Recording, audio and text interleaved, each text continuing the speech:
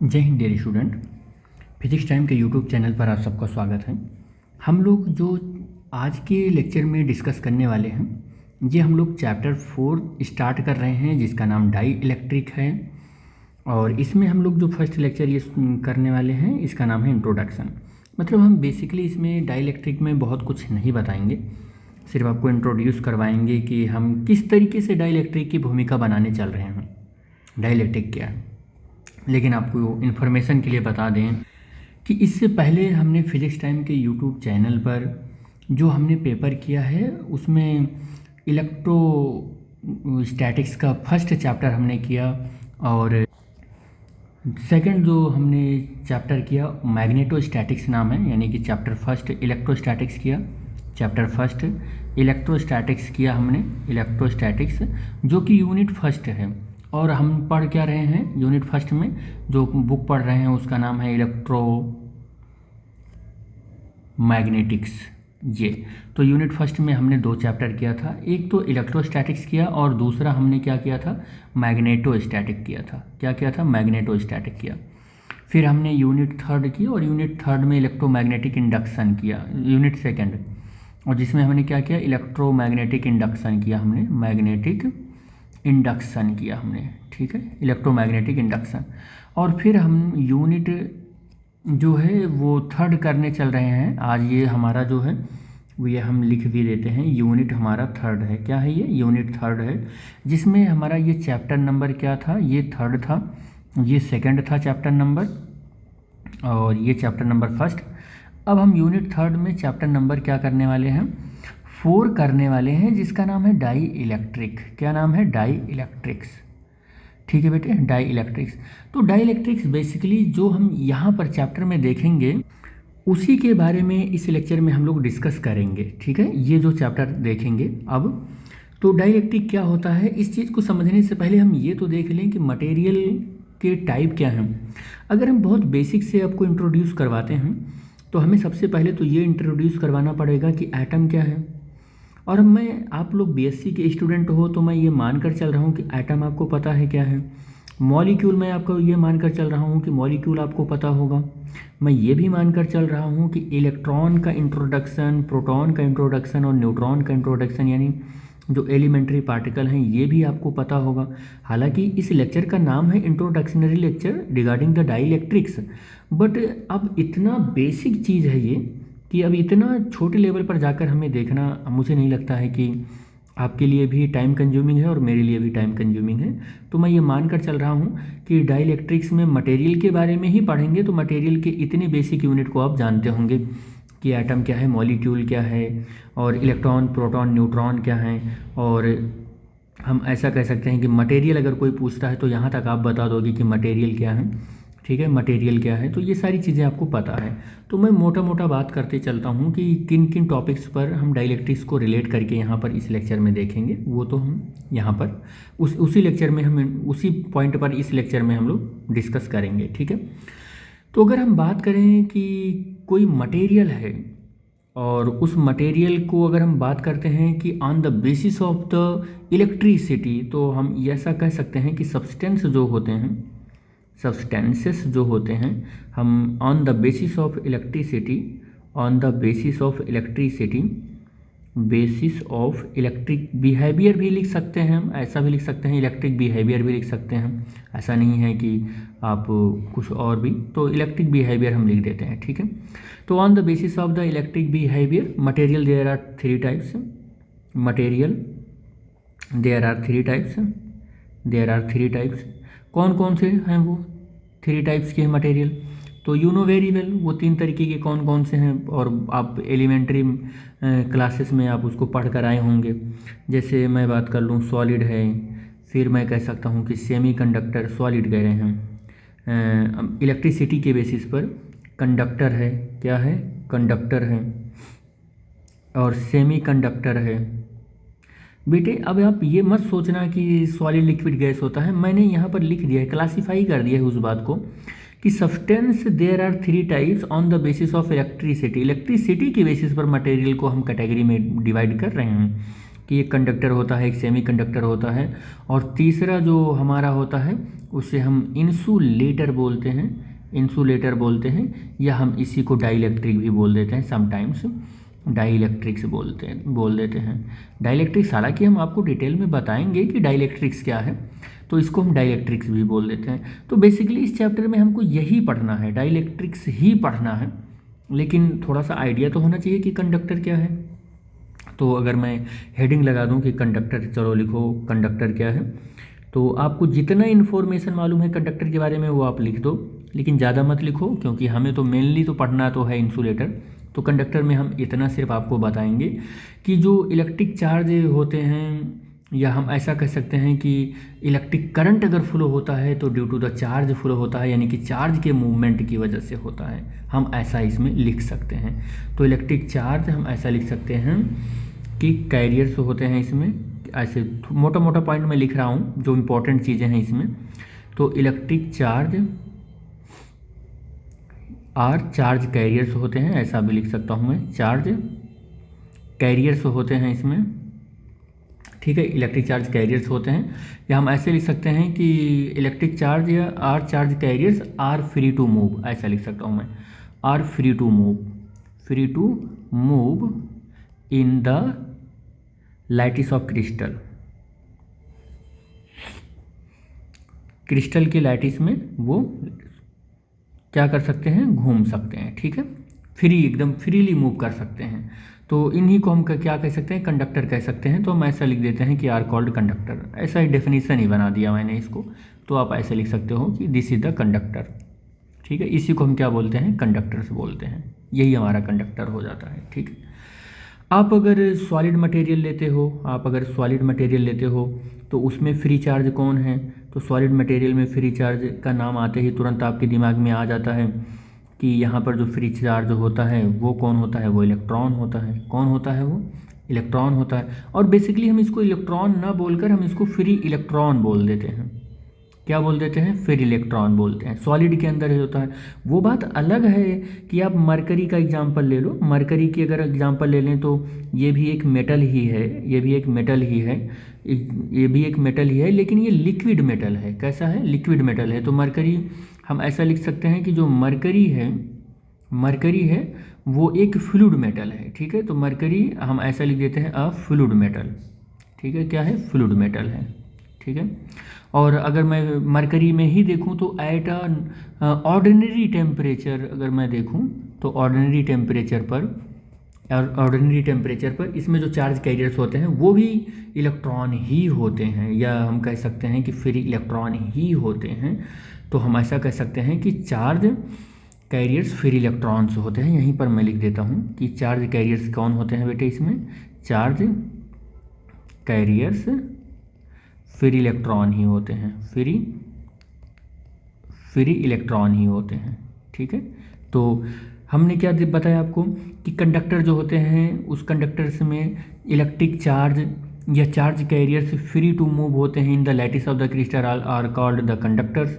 और हमने आपको बताया कि अगर मैं सॉलिड की बात करूं, खासकर मेटल की बात करूं तो ये सब के सब कंडक्टर हैं। जो अगर हम खासकर मेटल की बात करें तो ये सब के सब क्या हैं, कंडक्टर हैं। और कंडक्टर्स में जो चार्ज कैरियर्स होते हैं वो फ्री चार्ज होते हैं या फ्री इलेक्ट्रॉन होते हैं। हमने आपको यही बताया। हमने आपको एक एक्सेप्शन केस भी बताया कि एक मरकरी है वो सॉलिड स्टेट में नहीं है, वो फ्लूइड के स्टेट में है, जैसे mercury is a fluid metal. लेकिन इसमें भी एट ऑर्डिनरी टेम्परेचर हमने आपको बता दिया कि चार्ज कैरियर्स कैसे होते हैं, वो फ्री इलेक्ट्रॉन ही होते हैं। ये भी थोड़ा सा आप दिमाग में अपने रख लें, ठीक है। अगर मैं यहाँ पर थोड़ा सा हट के टॉपिक से हट के अगर बात करूँ तो सॉलिड लिक्विड की अगर हम बात करें तो लिक्विड की बात करें तो इसमें जो चार्ज कैरियर्स होते हैं वो पॉजिटिव और नेगेटिव आयन्स होते हैं। पॉजिटिव और नेगेटिव्स क्या होते हैं, आयन्स होते हैं, ठीक है। पॉजिटिव और नेगेटिव आयन्स होते हैं। जैसे हम ऐसे बात करते नहीं है कि जैसे HCl है हमारा एक लिक्विड है, तो आप कहते हो कि H+ आयन में ब्रेक होता है या Cl- आयन में ब्रेक होता है। तो this is the charge carriers. Liquid के अंदर, फ्लूइड के अंदर चार्ज कैरियर्स क्या होते हैं, वो प्लस और माइनस दोनों चार्ज कैरियर्स होते हैं। ये बोथ जो हैं ये क्या है, ये चार्ज कैरियर्स हैं, ये दोनों चार्ज कैरियर्स हैं, ठीक है, ये दोनों चार्ज कैरियर्स हैं। और अगर मैं गैस की बात करूं तो गैस में फिर हमारे यही आयंस हो जाते हैं, यही हमारे आयंस हो जाते हैं, इन्हीं को आयंस भी बोलते हैं, इन चार्ज कैरियर्स को ही हम आयंस भी बोलते हैं, तो आयंस हो जाते हैं, ठीक है। तो ये सारी चीज़ें हो गई।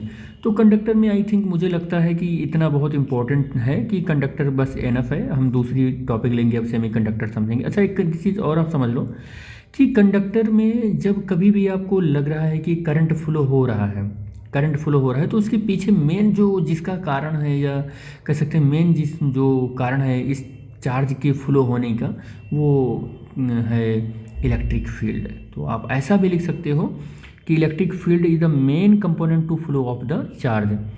तो आप ऐसा लिख लेना कि electric field is the main component of flow of charge, flow of charge. Charge के फ्लो होने के पीछे जो मेन कंपोनेंट है या मेन कारण है वो इलेक्ट्रिक फील्ड है। तो हम अगर दूसरे टॉपिक पर डिस्कस करें तो दूसरा जो टॉपिक है वो टॉपिक हमारा किसका है, सेमीकंडक्टर का है।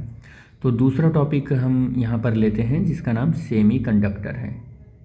अब semiconductor you know very well कि सेमीकंडक्टर कहाँ पर है, कैसा है, क्योंकि आप बीएससी के स्टूडेंट हो तो आपको पता होना चाहिए कि सेमीकंडक्टर पीरियोडिक टेबल में कहाँ मिलता है, पीरियोडिक और सेमीकंडक्टर का क्या हालचाल रहता है। तो आप तो 12th में एक बेसिक यूनिट भी पढ़कर आए हो सेमीकंडक्टर का, तो इतना आइडिया है। तो मैं थोड़ा सा यहाँ पर उसका इसका अप्रोच मेथड देते हुए चल रहा हूँ कि सेमीकंडक्टर्स जो होते हैं वो एक ऐसे मटेरियल्स होते हैं जिनमें इलेक्ट्रिक करंट फ्लो होता है, इलेक्ट्रिक करंट फ्लो होता है, लेकिन वो जो है ना वो मेटल और इंसुलेटर दोनों के बीच की यूनिट होती है।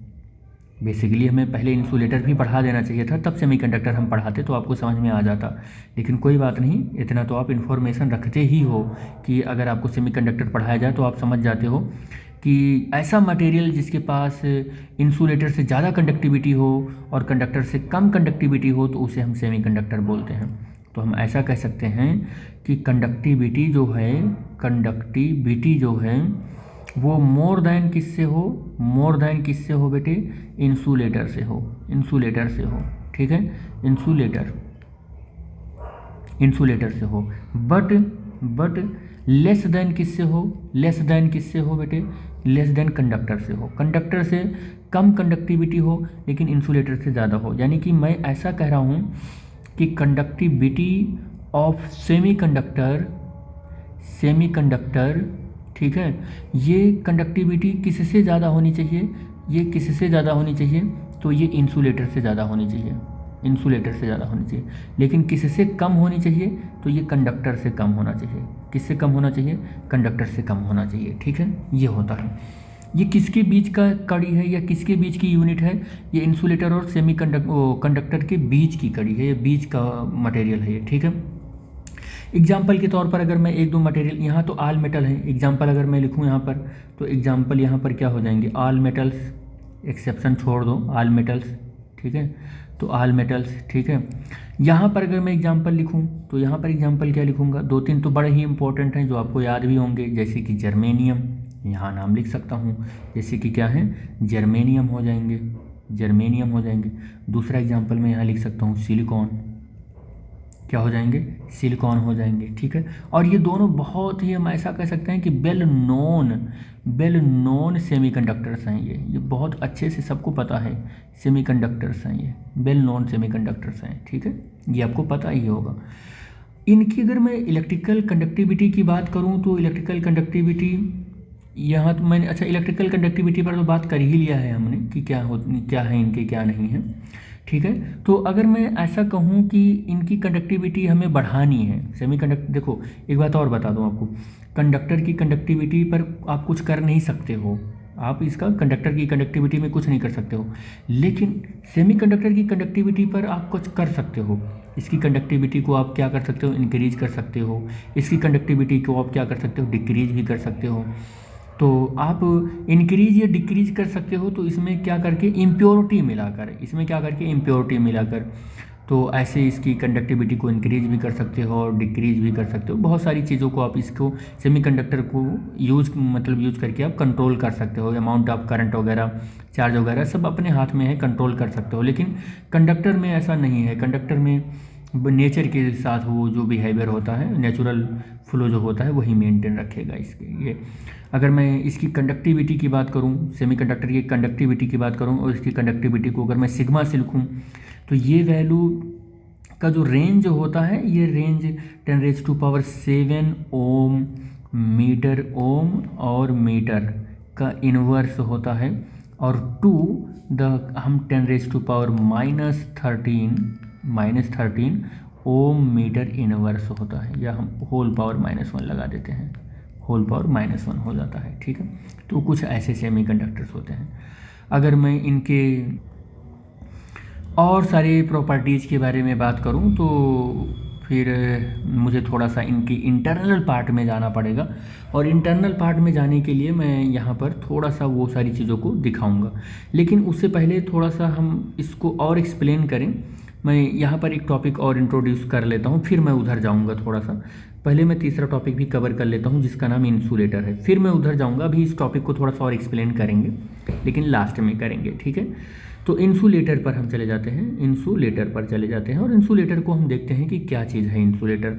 तो इंसुलेटर नाम लेते ही आपको पता चल गया होगा कि इंसुलेटर का मतलब क्या हुआ, कि एक ऐसा सब्सटेंस जो जिसमें इलेक्ट्रॉन फ्लो होने की परमिट हो ही ना। यानी कि मैं ऐसा लिख सकता हूँ कि electrons can not be flow, या कह सकते हैं कि do not permit the passage of electric charge. बस आप इसको भी लिख सकते हो, इलेक्ट्रिक चार्ज के पास होने का परमिट नहीं होता है, तो आर कॉल्ड इंसुलेटर। इसको आप ऐसा भी लिख सकते हो, डेफिनेशन भी आप ऐसे लिख सकते हो कि ये इनको इंसुलेटर बोलते हैं। या आप इसी को डाई इलेक्ट्रिक भी कह रहे हो, आप इसी को डाई इलेक्ट्रिक भी कह रहे हो, तो this is the dielectrics भी आप ऐसे यहाँ पर मेंशन कर सकते हो कि this is the dielectrics. ठीक है, आप अगर बात करते हो कि इंसुलेटर है तो आप कहते हो कि चार्ज इसमें फ्लो ही नहीं हो सकता है। अब अगर चार्ज फ्लो नहीं हुआ, चार्ज अपनी ही जगह पर क्या है कि फिक्स्ड है, तो चार्ज अपनी ही जगह पर फिक्स्ड है, तो आप थर्मल एनर्जी दो, इसको इलेक्ट्रिकल एनर्जी दो, कुछ भी दो, इलेक्ट्रॉन अपनी जगह पर है तो कहीं मूव करेगा ही नहीं। भले ही ये बर्न आउट हो जाए, लेकिन अभी इलेक्ट्रॉन मूव नहीं करेगा। किसी एक परफेक्ट इंसुलेटर की अगर मैं बात करूं, परफेक्ट इंसुलेटर तो आज तक कोई है ही नहीं। परफेक्ट इंसुलेटर जो है वो कोई भी नहीं, यानी कि there are no perfect insulator, चाहे वो माइक्रोस्कोपिक लेवल पर ही क्यों ना हो। इलेक्ट्रॉन को एनर्जी मिलने के बाद अपनी जगह से माइक्रोस्कोपिक लेवल पर ही क्यों ना हो, वो अपनी जगह से कुछ ना कुछ मूवमेंट करता है। वो अलग बात है कि चार्ज के मूव करने की वजह से कोई करंट फ्लो ही नहीं हुई, या फ्लो हुई तो इतनी माइन्यूट करंट फ्लो हो गया कि उसकी वजह से कुछ भी असर हमें दिखाई ही नहीं पड़ा, यानी कि कोई भी फर्क ही नहीं पड़ा। लेकिन ज़रूर इलेक्ट्रॉन अपनी जगह से कोई भी एनर्जी पाने के बाद थोड़ा बहुत मूवमेंट दिखा देता है। तो नेचर में परफेक्टली इंसुलेटर, परफेक्टली कंडक्टर, ये थोड़ा सा पाना कह सकते हैं कि कठिन है, और लेकिन ऐसा नहीं है कि असंभव है। साइंस तो सारी चीज़ों को प्रूव कर ही देती है कुछ ना कुछ करके। ठीक है, आप इतने दिनों तक पढ़ते चले आ रहे हैं तो साइंस की हर एक रेंज और हर एक चीज़ को आप जान ही रहे होंगे। ठीक है, तो इंसुलेटर में बस हम लोग यही जानते हैं कि इलेक्ट्रॉन या फ्री चार्ज जो है अपनी जगह से हटते ही नहीं हैं, मूव नहीं करते हैं, वो अपनी जगह पर क्या रहते हैं, फिक्स रहते हैं। हम इसमें थोड़ी सी और अगर बात करें, और हम खासकर अब इंसुलेटर की जगह पर एक नया वर्ड हम लिखेंगे, और जिसका नाम हम लोग लिखेंगे डाई इलेक्ट्रिक। तो मैं ऐसा करता हूँ, इसको चेंज ही कर देता हूँ। तो इंसुलेटर की जगह पर हम क्या लिखने वाले हैं, डाई इलेक्ट्रिक। ठीक है, डाई इलेक्ट्रिक। तो डाई इलेक्ट्रिक के बारे में अगर आपको कुछ लिखना हो तो आप लिखोगे कैसे, कभी एग्जाम में आया तो डाई इलेक्ट्रिक कैसे लिखोगे, तो मैं थोड़ा सा इसमें आपको एक्सप्लेन करके भी बता दे रहा हूँ कि डाई इलेक्ट्रिक लिखना कैसे है। तो डाई इलेक्ट्रिक एक ऐसा मटेरियल्स है जिसमें कोई फ्री इलेक्ट्रॉन नहीं है। जितना आप जानते हो वही इन्फॉर्मेशन आपको लिखना है। तो आप ऐसे लिख देना कि dielectric is a material, एक ऐसा मटेरियल है, is a material which contains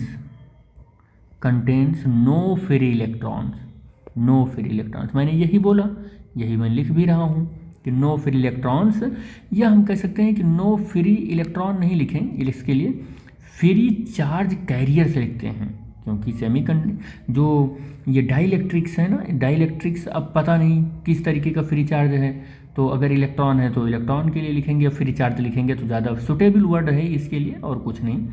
तो नो फ्री चार्ज कैरियर्स में लिख देता हूँ, फ्री चार्ज कैरियर्स हो जाएगा, ठीक है, ये हो जाएगा। अच्छा, एक बात बताना कि अगर मटेरियल में कोई फ्री चार्ज है ही नहीं, तो इसका मतलब क्या हुआ कि आप एक लाइन और भी बढ़ा सकते हैं जब इसकी डेफिनेशन लिख रहे हों। क्या बढ़ा सकते हो आप? सो दैट, या इट इज इम्प्लाइज दैट, ये जो लाइन है ये क्या इम्प्लाइज करेगा? ये इम्प्लाइज ये कर रहा है कि there are no current can flow through any conductor, जो एनी मटेरियल, जो डाइलेक्ट्रिक मटेरियल है तो उसमें कोई करंट ही नहीं फ्लो होगा। तो आप ऐसे भी लिख सकते हो कि so that no current flow can flow, ऐसे लिखता हूँ, कैन फ्लो, कोई करंट ही नहीं फ्लो होगा करंट फ्लो थ्रू इट, ठीक है।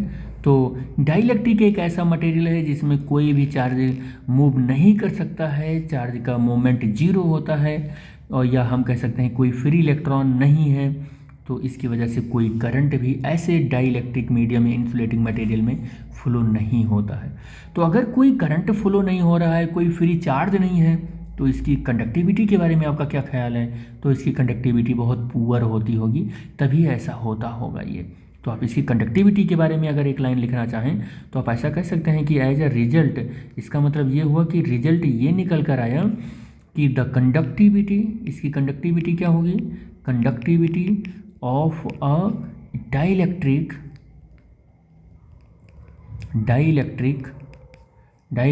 इज पुअर, डाइलेक्ट्रिक क्या है? पुअर है। एंड आइडियल डाइलेक्ट्रिक अगर कोई है तो फिर क्या है? आइडियल डाइलेक्ट्रिक अगर है तो क्या है फिर? आइडियल डाइलेक्ट्रिक सिर्फ लिखते हैं, dielectric, the electrical conductivity is zero, conductivity is zero, ठीक है, ये जीरो हो जाएगा। आपको जो हमने समझाया वही लिखा कि dielectric is a material which contains no free charge, अगर कोई फ्री चार्ज नहीं है तो कोई करंट नहीं है, और अगर कोई करंट नहीं है तो इसका मतलब कि उसकी जो कंडक्टिविटी है वो बहुत पुअर है। और अगर परफेक्ट डाई इंसुलेटर की बात कर लें तो उसकी कंडक्टिविटी क्या हो जाएगी? जीरो हो जाएगी, उसकी कंडक्टिविटी क्या हो जाएगी?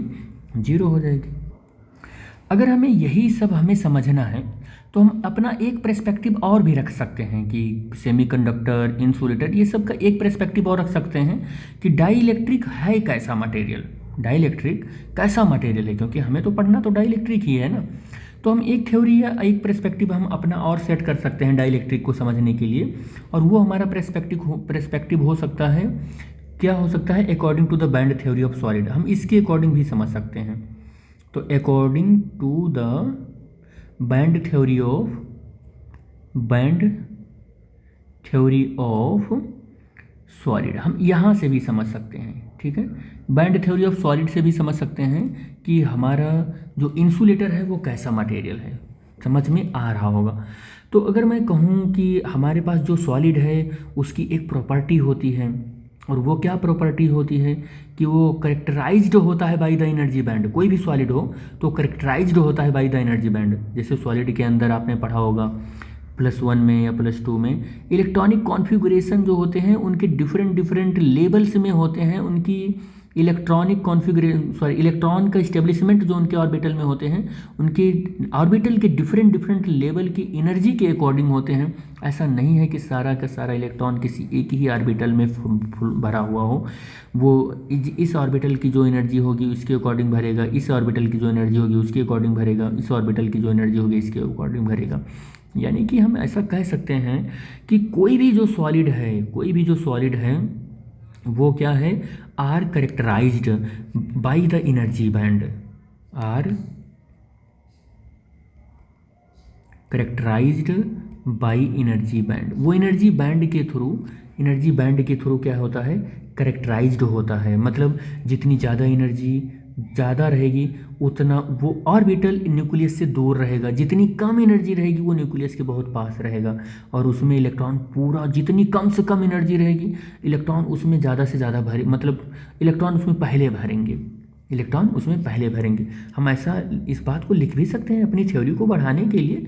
हम क्या लिख सकते हैं कि हम ऐसे कह सकते हैं कि जैसे ये है कि सॉलिड का जो solid are the characterized by the energy band, solid जो है करेक्टराइज्ड होता है एनर्जी बैंड के थ्रू। इसका मतलब हम ऐसा भी लिख सकते हैं कि इलेक्ट्रॉन इन्हीं बैंड में भरे हुए होते हैं। तो हम ऐसा भी लिख सकते हैं कि दीज बैंड्स कंटेन्स इलेक्ट्रॉन्स, इन्हीं में इलेक्ट्रॉन भरे होते हैं। तो कंटेन्स इलेक्ट्रॉन हम यहाँ पर लिख लेते हैं, क्या होते हैं, इलेक्ट्रॉन्स।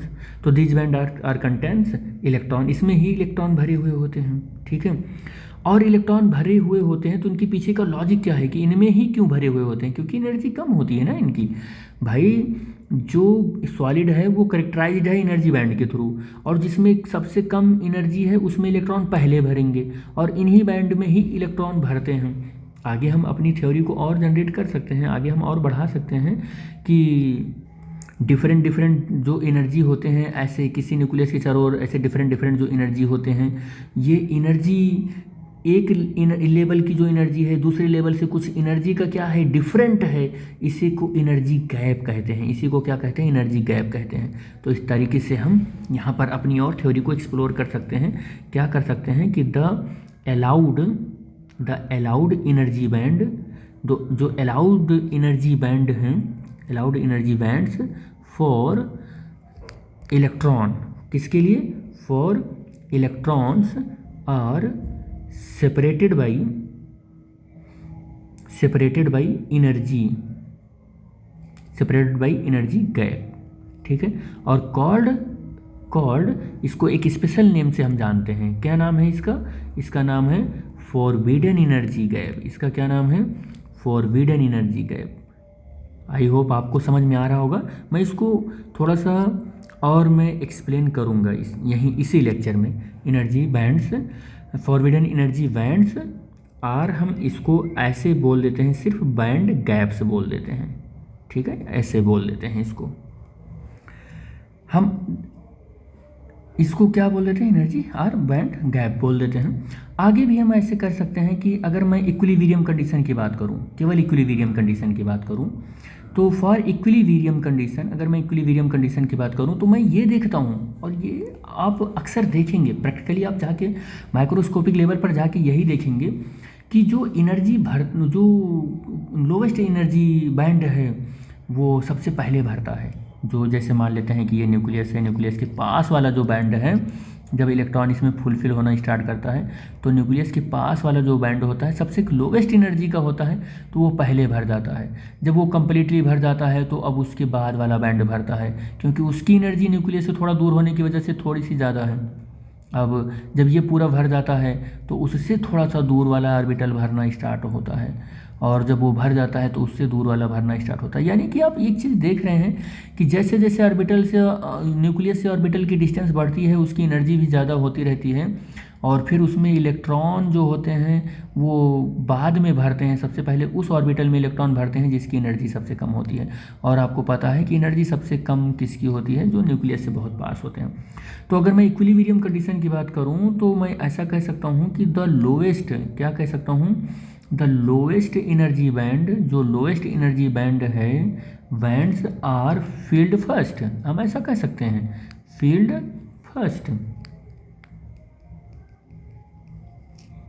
फर्स्ट सबसे पहले उसमें इलेक्ट्रॉन भरते हैं जो लोएस्ट एनर्जी का होता है।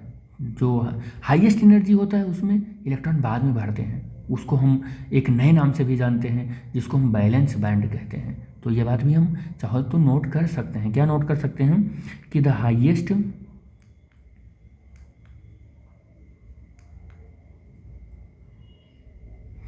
Highest energy band filled with electron filled with electrons is called valence band. Valence band जो हमने आपको समझाया वही लिखा कि जो हाईएस्ट एनर्जी बैंड होते हैं और वो फील्ड भी होते हैं इलेक्ट्रॉन से, तो उन्हें हम वैलेंस बैंड कहते हैं। उन्हें क्या कहते हैं? वैलेंस बैंड कहते हैं। जैसे हम न्यूक्लियस के पास का कर रहे हैं तो ये सब लोवेस्ट एनर्जी के हैं, तो हम इन्हें लोवेस्ट एनर्जी बैंड बोलेंगे। लेकिन जिनके पास जो सबसे दूर है, न्यूक्लियस से सबसे दूर है और वो इलेक्ट्रॉन से भरा हुआ है, तो हम उसे वैलेंस बैंड बोलेंगे। क्या बोलेंगे? उसे वैलेंस बैंड बोलेंगे। ठीक है, क्यों बोलेंगे? क्योंकि हाईएस्ट एनर्जी रख रहा है, हाईएस्ट एनर्जी रख रहा है और इलेक्ट्रॉन को भर रखा है, तो वो वैलेंस बैंड हो गया। क्या हो गया? वो वैलेंस बैंड हो गया। तो हमने यहाँ पर एक लाइन में लिख दिया कि highest energy band field with electron is called valence band. आप ऐसा नोट कर सकते हैं और ऐसा याद भी कर सकते हैं। लेकिन अब एक हमारे पास न्यूक्लियस हो गया, ये लोवेस्ट बैंड है, ये लोवेस्ट बैंड है, और सबसे बाहर जो भरा हुआ है वो, उसको आप हम क्या बोल रहे हैं? बैलेंस बैंड बोल रहे हैं। उसको क्या बोल रहे हैं? बैलेंस बैंड बोल रहे हैं। लेकिन इसके बाद जो ऑर्बिटल हैं, इसके बाद जो ऑर्बिटल हैं उसमें इलेक्ट्रॉन भरने के लिए है ही नहीं, तो वो कैसे बैंड हैं? तो वो इम्पटी हैं। कैसे हैं वो? इम्पटी हैं। तो इन इम्पटी को क्या बोलेंगे? तो इन इम्पटी को हम क्या बोलेंगे? कंडक्शन बैंड बोलेंगे। क्या बोलेंगे इनको बेटे? कंडक्शन बैंड बोलेंगे। कंडक्शन बैंड बोलेंगे। ठीक है, तो इसको भी हम लिख ही देते हैं, आपको नोट्स मिल जाएगा अच्छे से और समझ में भी आएगा। तो हम यहाँ पर ये बात भी लिख देते हैं कि the next empty band, the next empty band, the next empty band is called conduction band. इसको क्या बोलेंगे? Conduction band. इसको कंडक्शन बैंड बोलेंगे। नेक्स्ट इम्पटी बैंड को हम क्या बोलेंगे? कंडक्शन बैंड बोलते हैं। ठीक है, अब मैं यहाँ पर आपको एक डायग्राम से इस बात को समझाने की कोशिश करता हूँ। सपोज कर लेते हैं कि अपने पास एक ये है जिसको हम बोल रहे हैं कि ये जिसमें इलेक्ट्रॉन भरेगा, ये एक सेल है। ठीक है, और फिर हमने एक बना दिया कि ये एक सेल है जिसमें इलेक्ट्रॉन भरेंगे, लेकिन ये न्यूक्लियस से बहुत पास है, तो हम इसको कह रहे हैं कि ये लोअर कैसा है? लोअर फील्ड एनर्जी बैंड है। ये कैसे? लोअर फील्ड एनर्जी बैंड है, ये एनर्जी बैंड है ये क्योंकि इसकी एनर्जी लोअर है, तो इलेक्ट्रॉन सबसे पहले इसमें भरेंगे, कम्प्लीटली भर जाएगा। लेकिन हम ऐसा कह रहे हैं कि अपने पास एक ऐसा भी बैंड है जिसमें इलेक्ट्रॉन तो भरे हुए हैं लेकिन उसकी एनर्जी हाइयर है। तो हम यहाँ पर लिख भी चुके हैं कि हाईएस्ट एनर्जी बैंड है ये क्या है बेटे? ये हाईएस्ट एनर्जी बैंड है, एनर्जी बैंड है और इलेक्ट्रॉन भरे हुए हैं। तो हम ऐसा लिख रहे हैं कि इलेक्ट्रॉन भरे हुए हैं, हाईएस्ट एनर्जी बैंड और फील्ड विथ इलेक्ट्रॉन, ये फील्ड विथ इलेक्ट्रॉन मैं ऐसे लिख देता हूँ। तो इससे हम कह रहे हैं कि this is called valence band. इसी को हम क्या कह रहे हैं कि this is called valence band. ये हमारा क्या है? वैलेंस बैंड है। ठीक है, ये वैलेंस बैंड है। ठीक, और ये क्या है? ये जो है इसको हम इक्विलिब्रियम की कंडीशन में जो ले रहे हैं, इस एनर्जी बैंड जो फील्ड है ये लोवेस्ट एनर्जी बैंड है। ये क्या है? लोवेस्ट एनर्जी बैंड है। ठीक है, आप इसको ऐसे लिख सकते हो कि लोवेस्ट एनर्जी बैंड है, ये एनर्जी बैंड है। ठीक है, लेकिन अब इसके ऊपर जो बैंड हैं वो इम्पटी हैं, इसके ऊपर जो बैंड है वो इम्पटी हैं, उसमें इलेक्ट्रॉन भरने के लिए है ही नहीं। तो हम ऐसे बैंड को हम क्या बोलते हैं? ऐसे बैंड को हम क्या बोलते हैं? कंडक्शन बैंड बोलते हैं। क्या बोलते हैं बेटे? इम्पटी है ना, ये क्या है? इम्पटी है। ये मैंने आपको समझा ही दिया कि ये कैसा है? इम्पटी है, इम्पटी बैंड है, ये इम्पटी बैंड है। तो हम इसे कंडक्शन बैंड बोलेंगे। क्या बोलेंगे?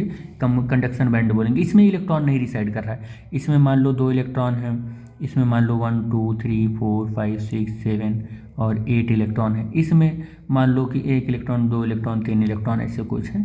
तो हाईएस्ट एनर्जी का बैंड है ये, तो वैलेंस बैंड होगा। इसमें इम्पटी है, कोई इलेक्ट्रॉन नहीं है, तो ये कंडक्शन बैंड होगा। ठीक है, अब जो इम्पोर्टेंट रोल यहाँ पर होगा वो देखना है, समझना है कि है क्या चीज़, मैं समझाना क्या चाह रहा हूँ आपको। देखो, अगर मैं सॉलिड कहता हूँ कि कोई मटेरियल सॉलिड है, तो है क्या चीज़? सॉलिड अगर कह रहा हूँ तो सॉलिड कहने का मतलब अगर मेरे कंडक्शन बैंड और बैलेंस बैंड के बीच में एनर्जी का गैप, जिसको हम अभी नाम दिए थे फॉरबिडन एनर्जी गैप, ये एनर्जी गैप अगर बहुत कम है, इतना माइन्यूट है कि कंसिडरेबल ही नहीं है, तो हम उसको कहते हैं कि वो सॉलिड मटेरियल है। ध्यान देना इस बात को, बड़ा इंपॉर्टेंट चीज़ बता रहा हूँ ये।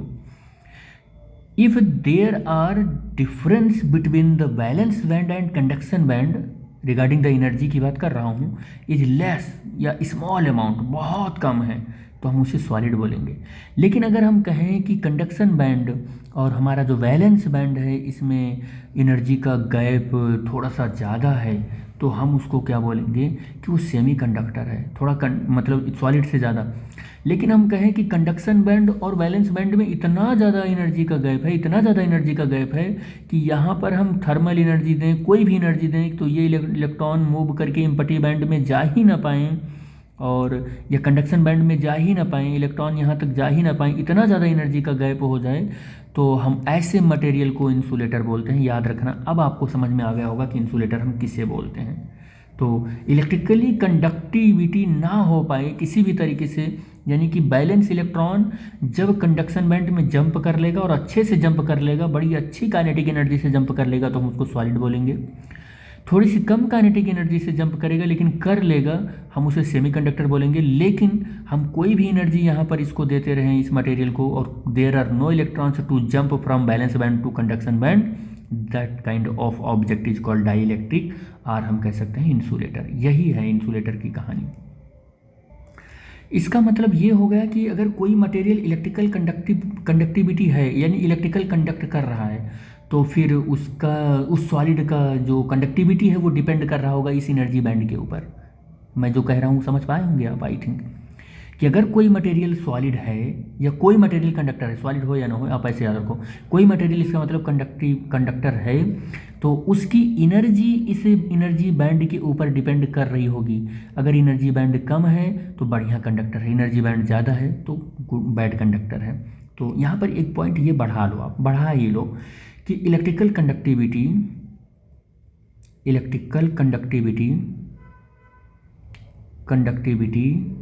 ऑफ सॉलिड डिपेंड करता है, किसके ऊपर डिपेंड करता है? डिपेंड्स करता है on the magnitude of this energy gap, ठीक है, ऑफ दिस एनर्जी गैप, यहाँ एरो लगा के मैं लिख दे रहा हूँ, ये एरो है, ठीक है, दिस एनर्जी गैप, इसी एनर्जी गैप के ऊपर डिपेंड करता है, ठीक है, कि कोई मटेरियल कितना अच्छा कंडक्टर है, कितना अच्छा इंसुलेटर है। कोई भी इलेक्ट्रॉन अगर बैलेंस बैंड का कंडक्शन बैंड में जा ही ना पाए, तो इसका मतलब वो बैड कंडक्टर है, और अगर गया है लेकिन बहुत रेयरली जा पा रहा है तो वो सेमीकंडक्टर है, और एक भी नहीं जा पा रहा है तो वो इंसुलेटर है। आई थिंक आप ये इतना समझ गए होंगे। अगर मैं बैंड गैप की बात करूँ बैलेंस बैंड और कंडक्शन बैंड के, तो ये अगर सेमीकंडक्टर है या कुछ है, तो वो लगभग ये जो एनर्जी गैप होती है, ये एनर्जी गैप की जो एनर्जी गैप होता है, ये लेस देन 3 इलेक्ट्रॉन वोल्ट या समथिंग कुछ ऐसा होता है। लेकिन अगर ये बैंड गैप की एनर्जी बैलेंस बैंड और कंडक्शन बैंड और बैलेंस बैंड के बीच में ये एनर्जी मोर देन 3 वोल्ट हो गया, ये 3 इलेक्ट्रॉन वोल्ट, अगर ये एनर्जी गैप जो है ये मोर देन 3 इलेक्ट्रॉन वोल्ट हो गया, तो हम बोलेंगे कि अब ये मटेरियल बैड कंडक्टर है, ये बैड कंडक्टर है, ये कंडक्ट करा ही नहीं पाएगा, ये बैड कंडक्टर है, ठीक है। या आप ऐसे कह सकते हो कि ये कंडक्टर थोड़ा सा अच्छा नहीं है, और इसी को आप कह सकते हो कि ये इंसुलेटर है। ये क्या है? इंसुलेटर है या डाई इलेक्ट्रिक है। क्या बोलोगे इसको? या डाई इलेक्ट्रिक है, इसी को बोलोगे आप कि डाई इलेक्ट्रिक है, ठीक है। इसका मतलब आप क्या हो गया, यही तो मैं बताना चाह रहा हूँ कि यहाँ का इलेक्ट्रॉन यानी कि बैलेंस बैंड का इलेक्ट्रॉन कंडक्शन बैंड में जा ही नहीं पाया, और जब कोई भी बैलेंस बैंड का इलेक्ट्रॉन कंडक्शन बैंड में नहीं जा पाया, तो आप यही तो बोलोगे there are no charge carriers can cross to gap.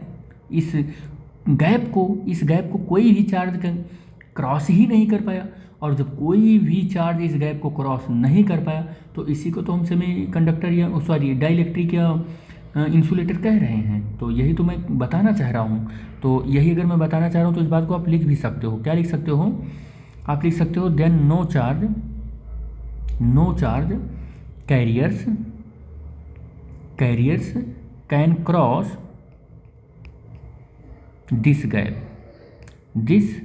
इस गैप का नाम हमने बता रखा है ना, फॉरबिडन एनर्जी गैप, ठीक है। तो this gap under the normal condition, आप ऐसे लिख दो, अंडर द नॉर्मल कंडीशन, ठीक है। और therefore the material is called, आप ऐसे लिख सकते हो, देयरफॉर मटेरियल इज कॉल्ड, ठीक है। Therefore material is called dielectric, या हम इंसुलेटर भी कह सकते हैं, इंसुलेटर दोनों आप लिख सकते हो, इसी को इंसुलेटर कहते हैं। तो इस लेक्चर में हमारा जो एम था कि आपको ये बता दें कि इंट्रोडक्शनरी लेक्चर में कि डाई इलेक्ट्रिक होता क्या है। तो थोड़ा सा आप सोच लो कि 40 से 41 मिनट का लेक्चर हमने सिर्फ ये इंट्रोडक्शन में बताया कि डाई इलेक्ट्रिक होता क्या है, डाई इलेक्ट्रिक है क्या चीज़ बेसिकली।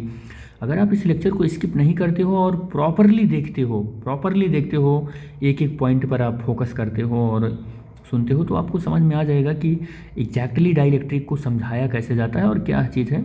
और मैंने अपना पूरा एफर्ट लगाया है, और अगर आपको लगता है कि कहीं लैकनेस है कुछ, तो आप कमेंट बॉक्स में हमें बता सकते हैं कि, तो फिर मैं आपको इसका एक बेहतर और जो मेरा बेस्ट हो सकता है उससे एक लेक्चर नेक्स्ट प्रोवाइड करा सकता हूँ कि किस तरीके से और इसको इंट्रोड्यूस किया जा सके। तो इस लेक्चर में बस हम लोग यहीं तक रखेंगे। नेक्स्ट लेक्चर में हम लोग डिस्कस करेंगे कॉन्सेप्ट ऑफ द कैपेसिटेंस, जो कि बहुत ही इन्फॉर्मेटिव रहने वाला है। तो thanks for watching the video. Thank you बेटा, बने रहिए फिजिक्स टाइम के यूट्यूब चैनल के साथ।